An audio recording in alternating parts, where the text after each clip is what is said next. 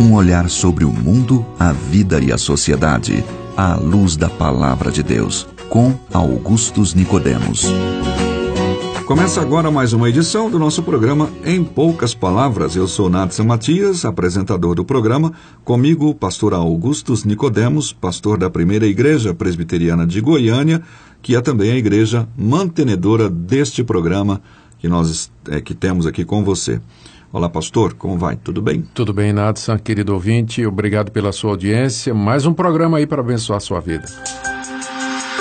A frase, tudo bem, você pode entender esse versículo da Bíblia assim, mas eu vejo de uma outra maneira. Ou ainda, como é que você tem certeza de que essa interpretação da Bíblia é a verdadeira? Eu já vi muitos pregadores dizerem coisas totalmente diferentes sobre essa mesma questão. Assim, então, com essas frases, não raramente há muita confusão em torno daquilo que a Bíblia diz. As diferentes interpretações bíblicas de um mesmo tema. É sobre isso que falaremos nestes próximos minutos. Pastor Augustus, por que há tanta gente dizendo coisas diferentes, fundamentais para a doutrina cristã, tendo como base uma mesma passagem bíblica? Ou seja, há uma interpretação única e verdadeira da Bíblia? Sim, eu creio que a Bíblia, como qualquer outro texto, ele comporta, em geral, um entendimento apenas, que é aquilo que o seu autor pretendeu dizer, não é? Então, uma pessoa lendo a Bíblia, como lê qualquer outro texto, ela vai chegar à conclusão de qual era o significado pretendido pelo seu autor. Então, as pessoas fazem muita celeuma em torno da interpretação bíblica, como se a Bíblia fosse um livro assim, místico, cheio de sentidos subliminares, sentidos por detrás do texto, quando, do ponto de vista da interpretação, a Bíblia deve ser lida como um texto qualquer. É claro que para nós é um texto que foi inspirado por Deus, mas a mecânica de interpretação é a mesma de quando você lê um jornal durante o dia, você está lendo as notícias, você está lendo um livro escrito pelo seu autor predileto. Então tem regras simples, por exemplo, ler um texto dentro do contexto, em vez de tirar passagens isoladas, você lê o que vem antes, o que vem depois. Exato. Você fazer a pergunta, para quem isso aqui foi escrito, qual era a situação que motivou isso aqui, qual é a intenção do autor ao escrever, e quando nós prestamos atenção a esses pontos, pode ser que haja diferença na conclusão, mas deverá ser mínima.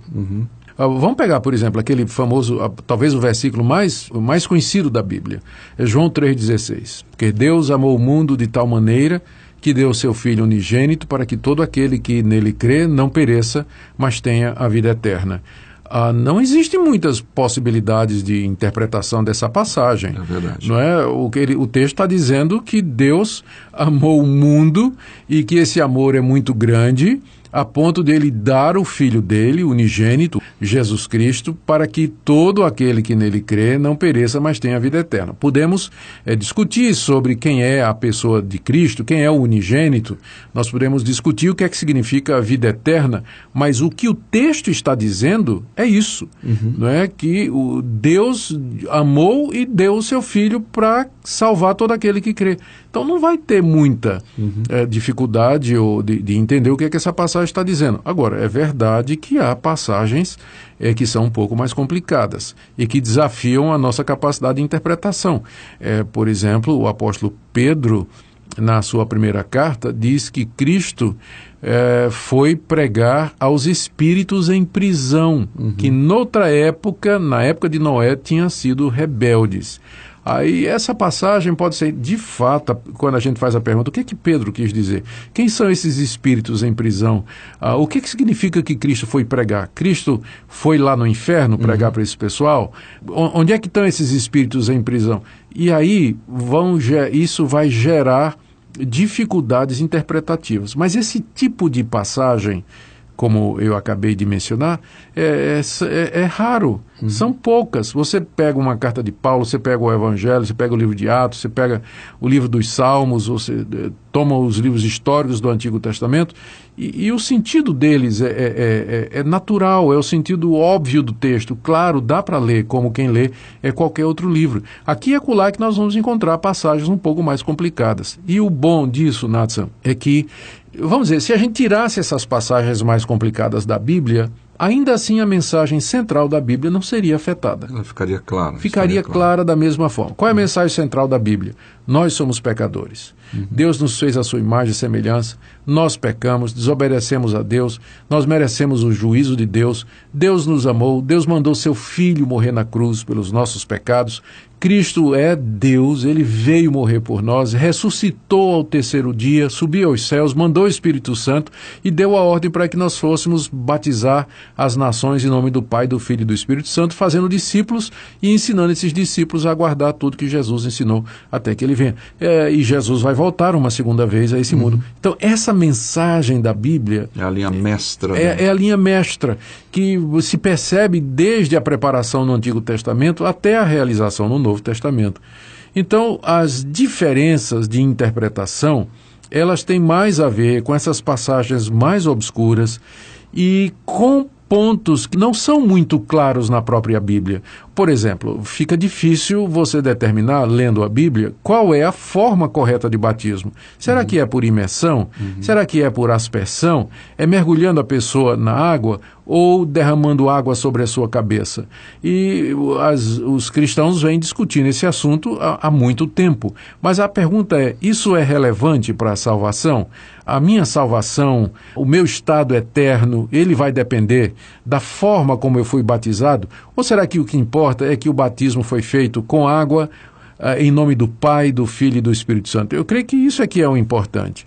Então, e como essa questão da forma de batismo, tem muitas outras sobre as quais os evangélicos e as pessoas vão acabar discordando. Mas, no geral, os evangélicos concordam todos nestes pontos centrais que nós acabamos de falar. O grande problema, Natsan, é as diferenças que nós temos de interpretação com pessoas que colocam outras fontes de autoridade e de revelação ao lado da Bíblia.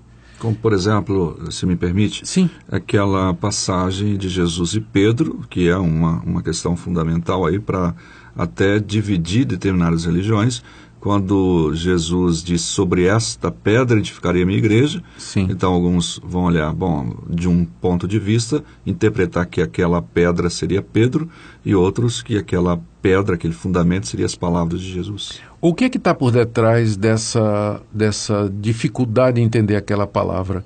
É exatamente toda uma estrutura religiosa que foi montada em cima da figura do Papa e que busca encontrar nessa passagem a fundamentação.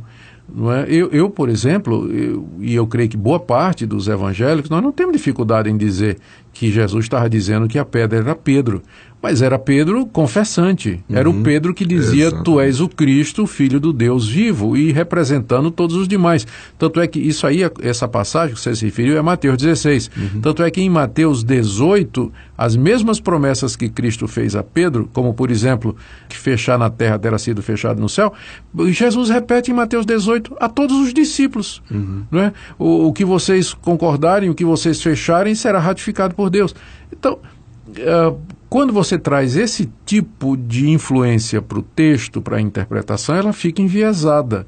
E a pessoa vai ler no texto a justificativa para a sua denominação, para a sua religião, enfim. Mas se você segue a regra simples de interpretação, deixa o texto falar, lê o contexto, procura o sentido natural, o sentido óbvio, literal, quando possível, quando não, geralmente é metafórico, o próprio texto indica, e aí nós perceberemos que a mensagem da Bíblia ela é clara e que essas diferenças elas não vão afetar essa mensagem central. Às vezes o que existe é desculpa. A gente entende, por exemplo, a questão da interpretação da Bíblia, a Bíblia se interpreta, né? Ou seja, a Bíblia é a sua melhor intérprete. Exato. No entanto, nós devemos usar as ferramentas que Deus colocou à nossa disposição para a interpretação da Bíblia. Às vezes as pessoas dizem, não, a letra mata, lembra aquela questão de dizer a letra mata e fazendo, parece que uma repulsa ao fato de estudar a Bíblia. Olha, Nathan, a Bíblia, por causa da sua idade, ela tem, o último livro dela foi escrito há 2000 anos, por causa da sua idade, por causa da sua distância geográfica, pelo menos de nós brasileiros, ela foi escrita no Oriente. Por causa do distanciamento da cultura, a Bíblia foi escrita, tanto o Antigo quanto o Novo Testamento, em culturas que não existem mais. A Bíblia foi escrita não em português, mas em grego, em hebraico e aramaico. Então, por conta disso, o estudo é bom para você entender a Bíblia. É um livro antigo, oriental, escrito em outras línguas, nos chega traduzido. Então, é importante o estudo, a teologia, a pesquisa, a exegese, a arqueologia, estudar as línguas originais. Agora, as nossas traduções, elas são boas o suficiente para que qualquer pessoa, querido ouvinte, lendo uma dessas traduções que nós temos aí, entenda o que é que Deus está nos falando através desse livro. Não tem dificuldade com isso.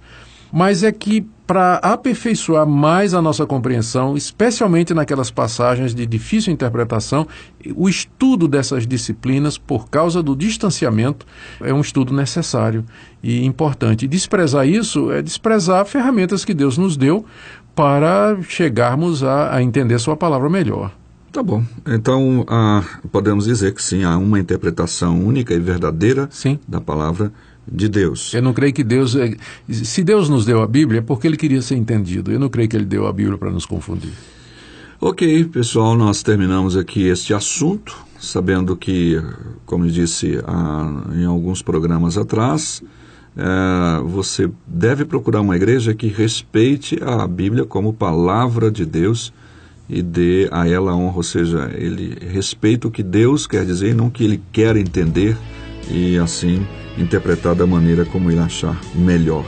Certamente dá mais trabalho também estudar a Bíblia, levando em conta todo esse contexto, todas essas questões que o pastor disse agora há pouco, mas é para isso que a gente tem muita gente estudando e você deve prestar atenção nesses aspectos. Tendo alguma coisa que está diferente da Bíblia, dê o alerta. Sem dúvida. Vamos ouvir uma música, daqui a pouquinho a gente volta. Eu sinto verdadeiro espanto no meu coração em constatar que o Evangelho já mudou. Quem ontem era servo agora acha-se Senhor e diz a Deus como Ele tem que ser. Mas o verdadeiro Evangelho exalta Deus. Ele é tão claro como a água que eu bebi, e não se negocia a sua essência e poder. Se camuflado a excelência perderá. O Evangelho é que desvenda aos nossos olhos e desamarra todo nó que já se fez. Porém ninguém será liberto. Chegamos ao final de mais um programa, em poucas palavras, e para a gente é um grande prazer ter você aqui conosco, acompanhando cada edição do programa nesta emissora. Pastor Augustus. Querido ouvinte, obrigado pela sua audiência. Eu espero que você tenha uma Bíblia em casa. Se não tem, procure uma. Se você quiser uma Bíblia, venha até a nossa igreja, nós teremos prazer em providenciar uma para você. O importante é que você tenha contato com a palavra revelada, escrita de Deus, porque são palavras de vida para você. Até o próximo programa, se Deus quiser. Obrigado pela sua audiência. Se você deseja saber mais sobre esse e outros assuntos à luz da Palavra de Deus, domingo às 9 da manhã ou às 7 da noite, será um prazer conhecê-lo pessoalmente. Primeira Igreja Presbiteriana de Goiânia, Rua 68, esquina com 71 Centro. Fone 3213-3320, www.pipg.org.